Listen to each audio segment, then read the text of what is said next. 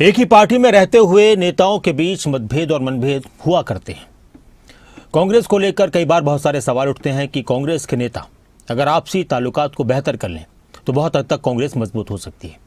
लेकिन कई बार ये देखा गया है कि जब भी कांग्रेस की तरफ से किसी तरह के प्रोग्राम की शुरुआत की जाती है, कांग्रेस का कोई नेता आगे बढ़ रहा होता है तो कांग्रेस के नेताओं की तरफ से ही खींचतान शुरू हो जाती है। अभी हाल ही में आपने देखा कि जब राव नरेंद्र सिंह के नाम का ऐलान प्रदेश अध्यक्ष के रूप में किया गया तो कुछ ने दबी जुबान में और कुछ ने बिल्कुल खुलकर मुखालफत की।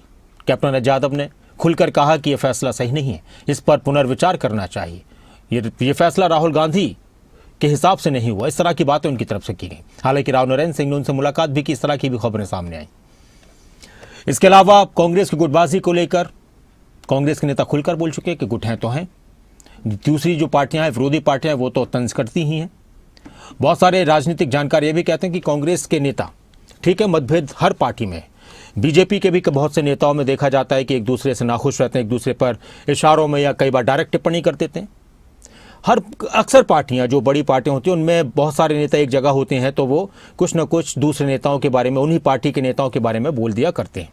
लेकिन कांग्रेस में ज़्यादा देखा जाता है। इस पर कांग्रेस के नेता कहते हैं कि हमारे यहाँ पर आंतरिक लोकतंत्र है और वो आंतरिक लोकतंत्र कांग्रेस के लिए कई बार खतरनाक साबित हो जाता है और ऐसा कई बार हुआ भी है।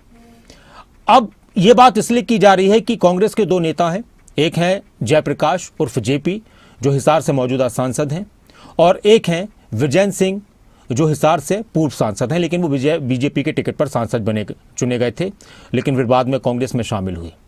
विजेंद्र सिंह चौधरी वीरेंद्र सिंह के बेटे हैं।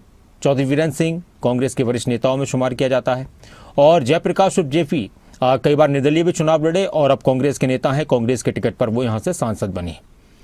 विजेंद्र सिंह कुछ दिन के बाद एक यात्रा निकालने वाले, कुछ दिन की बल्कि 5 तारीख से 5 अक्टूबर से सद्भावना यात्रा, और ये यात्रा हरियाणा के हर विधानसभा क्षेत्र में पहुंचेगी और हर विधानसभा क्षेत्र में ये यात्रा कांग्रेस को मजबूत करने की कोशिश करेगी।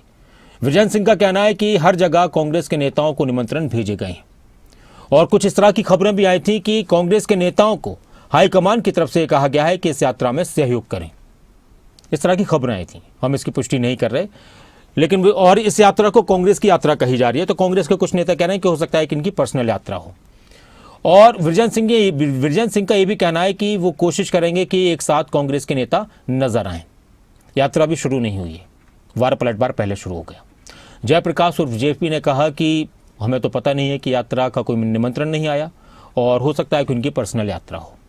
फिर उन्होंने, जयप्रकाश जेपी ने विजेंद्र सिंह पर निशाना साधा कि उनको तो जो टिकट मांग रहे थे हिसार से लोकसभा के टाइम पर, वो जनता के विरोध की वजह से नहीं मिली। और जब 3 कानून लागू हुए थे, जब 3 कानून आए थे और किसानों के ऊपर अत्याचार, उन्होंने ये बात कही, जब किसानों ने प्रदर्शन किया तो उस वक्त विजेंद्र सिंह बीजेपी में थे, उन्होंने उस वक्त तो आवाज़ नहीं उठाई जनता की। विजेंद्र सिंह ने कहा कि वो कई बार पार्टी बदल चुके हैं, उनके बारे में मैं क्या बात करूं।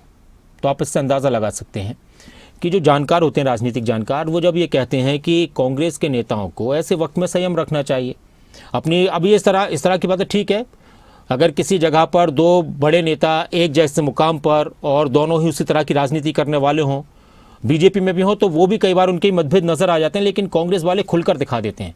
हो सकता है बीजेपी के नेता इतना खुलकर न दिखाते हो या किसी और पार्टी के नेता न खुलकर दिखाते हो या कुछ खुलकर भी दिखा देते हैं।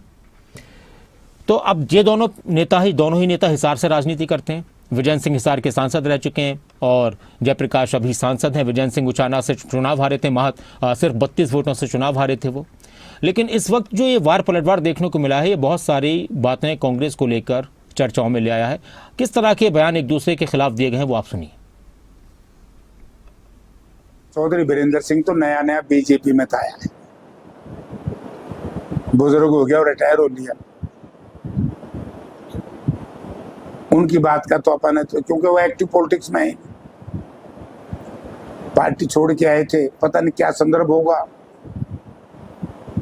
उन पे भी इस तरह का आरोप था, भाई 10 साल कांग्रेस में रहे, फिर 10 साल बीजेपी में मौज लंदे रहे, और इसीलिए तो विजेंद्र सिंह को जो टिकट नहीं मिला, इसीलिए नहीं मिला कि क्योंकि लोगों में एक विरोध हो गया, उसका गुस्सा झाड़ रहे उनका सामने कि विजेंद्र सिंह जब किसान विरोधी 3 कानून पार्लियामेंट में आए तो उस वक्त बजेंद्र सिंह उनके समर्थन में था और उनके समर्थन में हांसी में रैली निकाली थी, तो टिकट नहीं मिली। मुझे टिकट मिल गई, उसका गुस्सा क्यों था भाई? जयप्रकाश जी का कांग्रेस के बारे में पाठ पढ़ाना थोड़ा अटपटा सा लगता है। वो आज के दिन कांग्रेस के सांसद हैं, बड़ी अच्छी बात है, अपना काम अच्छी तरह से करें, जो लोगों ने उनको मौका दिया है, लेकिन कांग्रेसियों को कांग्रेस के बारे में सीखना है।